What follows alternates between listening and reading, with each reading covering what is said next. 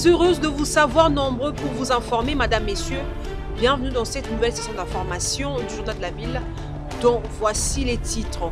La ville de Kinshasa, en République démocratique du Congo, va accueillir le 17 juin prochain le Première Dame d'Afrique dans le cadre de la célébration du 20e anniversaire de leur organisation au OPDA. C'est ce qu'a annoncé un communiqué du bureau conjoint du chef de l'État. 19e jeu de la francophonie qui se tiendra à Kinshasa du vendredi 28 juillet au dimanche 6 août 2023. Les infrastructures des ces jeux sont prêtes à 95%, révèle le directeur national des 19e jeux de la francophonie, Isidore Kwanja, sur les ondes de la radio Top Congo FM. Dans un autre registre, l'ancien directeur général de la Sonaïdrop, Marcelin Bilomba, est interdit de quitter le territoire national par les parquets général près la Cour des comptes. C'est tout pour les titres. Encore une fois, bienvenue dans ce journal.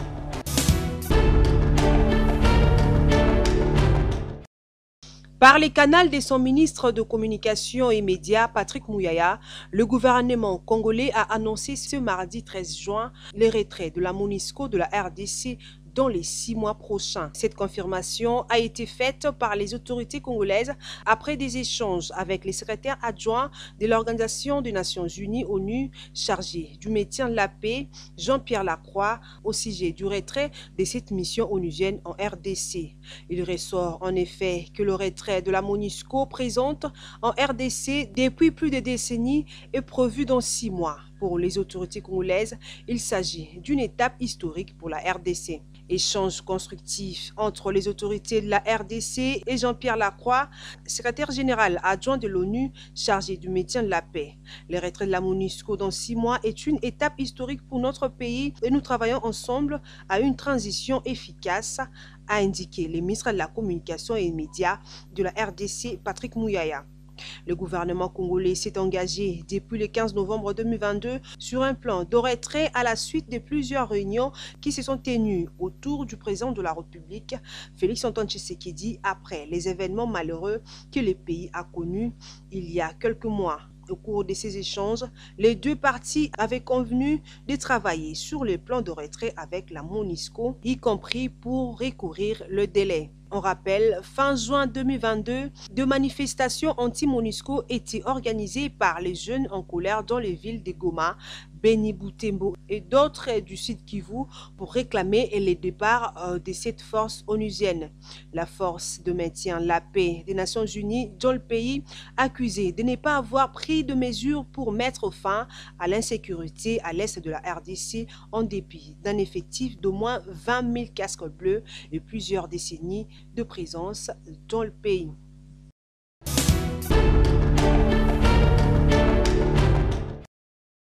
La Cour d'appel de Kinshasa-Gombe a renvoyé l'affaire de Fortuna Bisilele, initialement prévue le mardi 13 juin au 27 juin prochain pour régulariser la procédure de notification du tribunal de grande instance de Kinshasa-Gombe dont les juges ont été suspectés par la défense.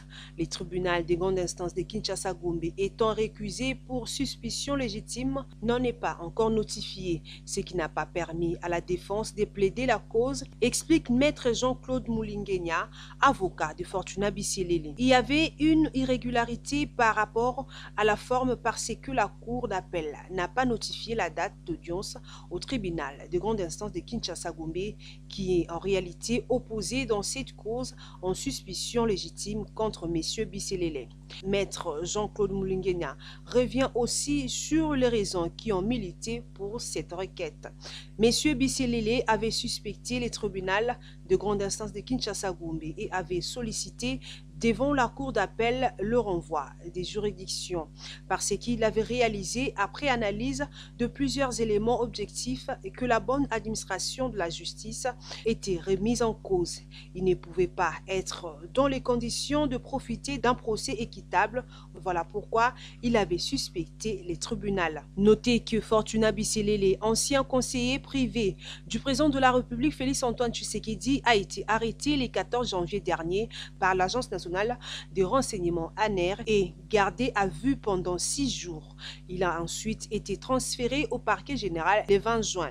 C'est le 17 avril que Biselele a été présenté devant le tribunal de grande instance de Kinshasa-Gombe pour être jugé. Fortuna Biselele est accusé de plusieurs infractions dont l'intelligence avec les Rwandais. Ses avocats dénoncent la violation de droits constitutionnels reconnus à leurs clients.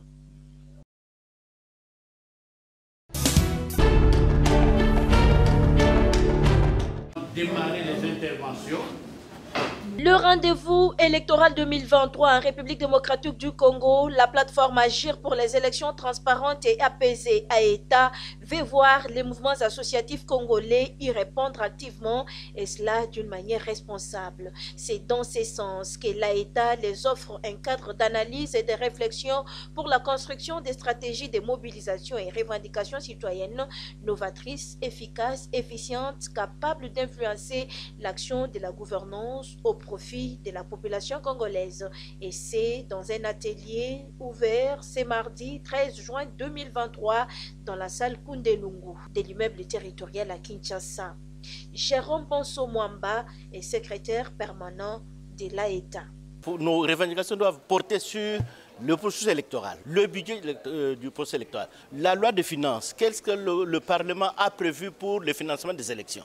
Nous devons nous rendre compte, est-ce que le coût des élections, et c'est un coût réel. Et c'est pourquoi aujourd'hui nous avons voulu que nous puissions doter les collègues et les amis du mouvement associatif congolais de stratégies, de mobilisation de masse pour que demain nous pouvons répondre aux échéances électorales pour que demain nous puissions revendiquer. La société civile de la République démocratique du Congo doit reprendre sa place, surtout en matière de mobilisation. Nous nous sommes dit qu'il est temps qu'on repense nos stratégies de travail, qu'on repense nos outils d'intervention et notre mode opératoire. Au cours de cet atelier de construction des stratégies de mobilisation et revendications citoyennes, des méthodes nouvelles pour la société civile seront réinventées pour les adapter au contexte actuel, précise le secrétaire général de l'AETA, Roland Mumbala. Et il fallait donc qu'on se pose des questions. Qu'est-ce qui est à la base de cela? Est-ce que c'est le contexte qui a changé ou c'est les méthodes qui ont changé?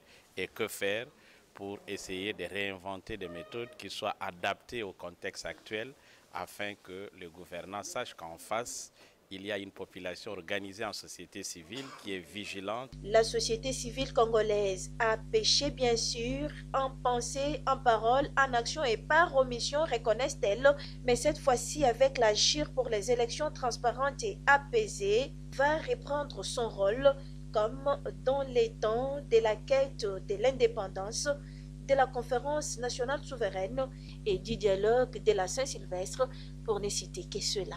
Il fallait que l'indépendance arrive.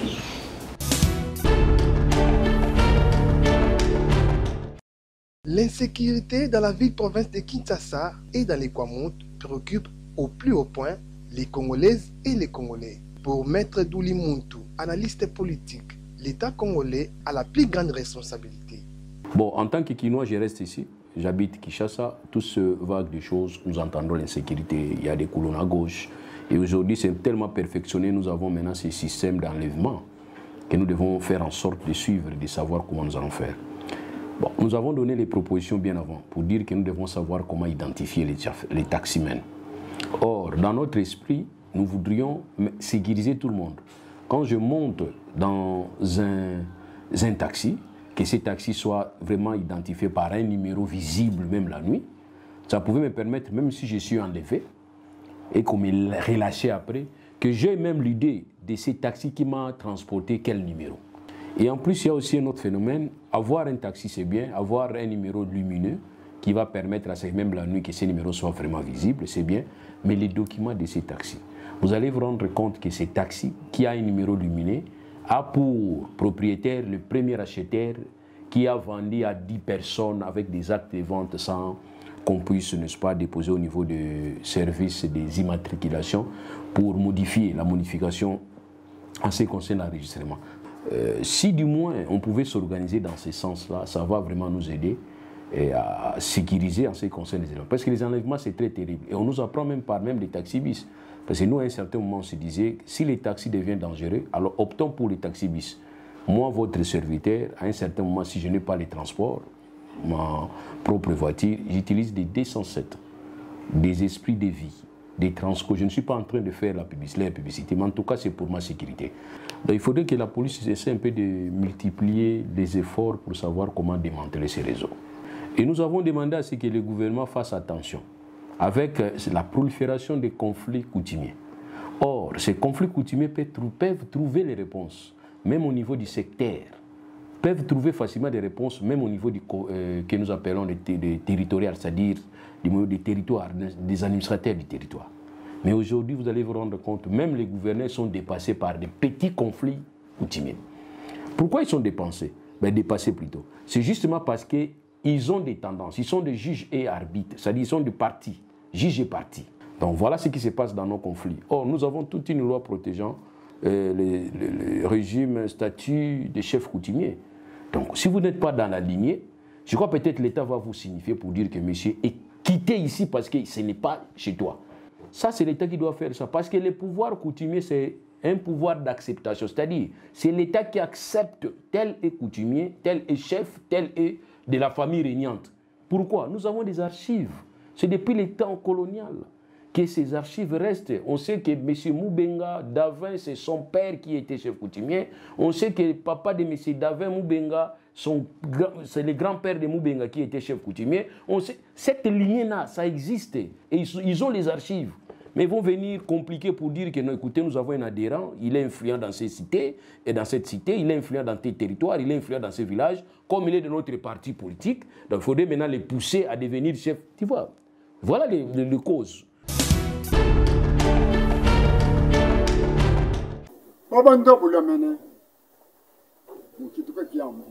Conflit Tekeyaka, phénomène Mobondo au plateau de Bateke, le grand chef coutumier Iboula Siba, Kiamvu Kasongolunda, est à Kinshasa pour des solutions apaisées. À la tête d'une forte délégation, deux chefs de groupement et les notables, le grand chef Kiamvu Kasongolunda invite d'abord toutes les parties concernées au cessez-le-feu. J'ai entendu parler du conflit Yaka-Teke où plusieurs Kiamvu venus des 4 coins du monde s'y mixés pour tenter d'y apporter une solution. Pour vous en convaincre, je vais vous parler de deux chefs coutumiers Teke investis par les Kiamvu Kasongolunda. Il s'agit de Njili et de Takundi. Le phénomène Mobondo est un phénomène qui m'échappe, ne connaissant pas comment il est organisé. Je demanderai à toutes les parties prenantes à ce conflit de cesser les tueries. Que le chef de Teke comme de Yaka qui veulent avoir le pouvoir dans cette partie des terres viennent à Kasongolunda. Ils seront les bienvenus. Merci. Qu'est-ce que vous pouvez dire au président de la République, bref, à toutes les institutions de la République? En visite de travail, le grand chef Kiamvu Kasongolunda, Iboula Siba, regrette la confusion totale qui règne actuellement au sein du pouvoir coutumier. Je ne viens pas pour le tourisme. Je suis à Kinshasa pour une cause ultime, le pouvoir coutumier qui est en péril. Selon nous, selon notre coutume, l'intronisation doit nécessairement suivre les étapes et il y en a 4. 1. Tenue d'une assemblée de princes. 2. Désignation du successeur par ses pairs. 3. Intronisation par les Bakaka. 4. Transmission du dossier de l'investi au pouvoir public pour prendre acte. Qui sont ces Bakaka? Les Bakaka qui confèrent le pouvoir coutumier au Kiamvu sont les suivants. Il y a Kambamba, il y a Mwaku, il y a Buka et il y a Wanatanda.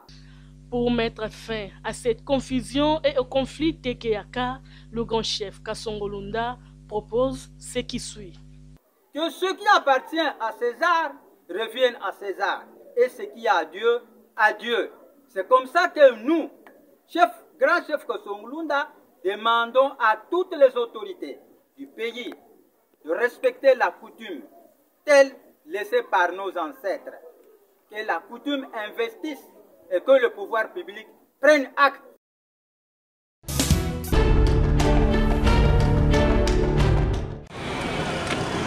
C'est dans les malheurs qu'on reconnaît les bons amis, dit-on, afin de pleurer ensemble avec la population de Kinkole touchée par la mort du jeune sportif et ambassadeur Benedi Monseli. Maître Richard Mona, notable de la communauté Tekeumbu et coordonnateur de la SBL Adermont, a rehaussé de sa présence à la messe de Requiem organisée le samedi 10 juin 2023 à la paroisse Saint-Jacques en honneur de l'illustre disparu et des membres de l'Adermont. Maître Richard Mona, affecté par la perte de ces jeunes joueurs pleins de talent, est venu en personne en tant que notable consoler la famille ainsi que toute la population de Kinkole durant ces moments douloureux. En toute humilité, Maître Richard Mona rend un dernier hommage à l'illustre disparu en déposant sa gerbe de fleurs. Avec regret, le notable exprime toute sa compassion.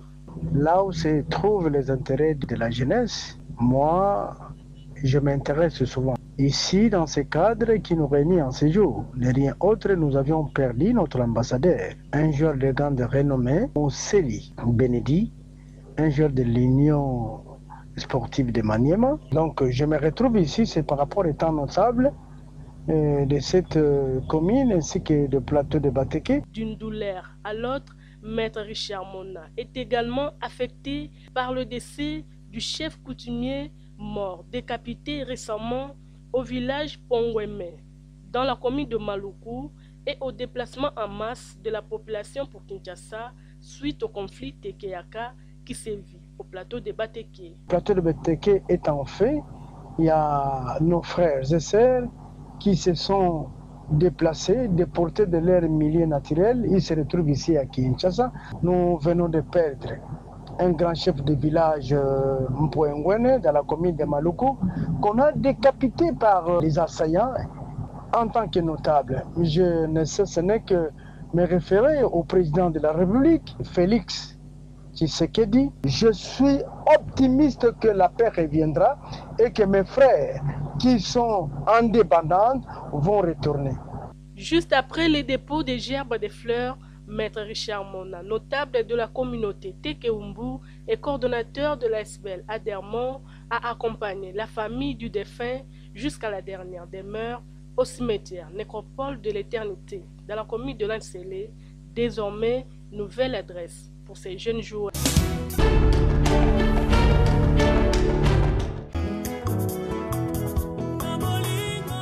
Maître Richard Mona, notable de la communauté Tekeumbu et coordonnateur de la SBL Adermont, présente ses condoléances les plus attristées à la famille Ngamikala pour le décès inopiné de leur fils, frère, oncle René Ngamikala. Maître Richard Mona, notable, partage toute la douleur avec la famille touchée. En attendant le programme de funérailles, le deuil se tient à la grande cité de Menkao, dans la commune de Maluku. Que la terre des ancêtres lui soit douce et légère. Ce communiqué tient lieu de faire part.